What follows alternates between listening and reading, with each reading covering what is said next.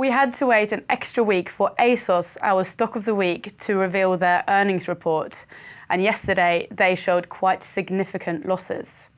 So for this week's stock of the week, I'm joined by Jelena Sokolova, our senior analyst covering ASOS. Jelena, thanks for being here. You've looked at the earnings, revenue's down, the share price fell. What's going on? Yeah, so as results and share price reaction suggest, the situation is still quite bleak. So adjusted revenues down 11%. And also outlook was quite disappointing with still 5 to 15% expected revenue declines for the next year. That was quite badly taken by the market and also a disappointment for us. So ASOS is one of the most undervalued stocks in Morningstar's coverage. And upon these earnings, you adjusted the fair value estimate to about £13. The stock is trading at about £3-4 at the moment. What makes you believe that it has room to grow?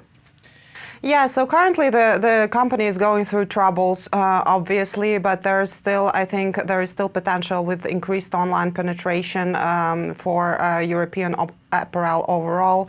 The stock is trading on absolute levels quite cheaply at 0.3 times revenue, so that suggests continued weakness and declines.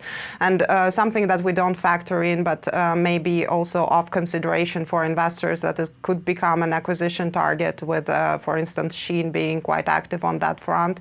It's not something that we factor into our forecasts, but that's sort of an additional thing to mention about ASOS.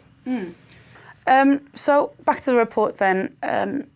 Was it all was it very bleak altogether, or were there any bright spots to kind of highlight for investors who are maybe a little bit more worried?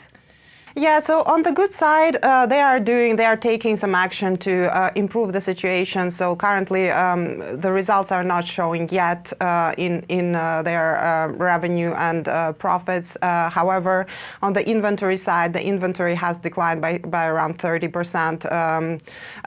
So that's an improvement of supply chain is upcoming, and we see some indications of improving results here. Another thing that I would like to mention, that they are focusing on their more profitable orders, and that kind of hits the revenue growth, but it is good for profitability. And finally, we're also concerned that decreased marketing spending would hurt the online penetration and online growth going forward from all these firms.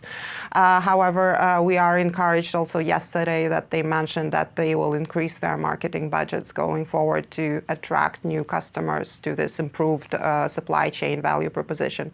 The only thing is that the results are still not there, so I guess the market needs to see some evidence of this actually paying off. Well, Jelena, thank you very much for coming to the studio and giving your summary. For Morningstar, I'm Sunniva Kolostiak.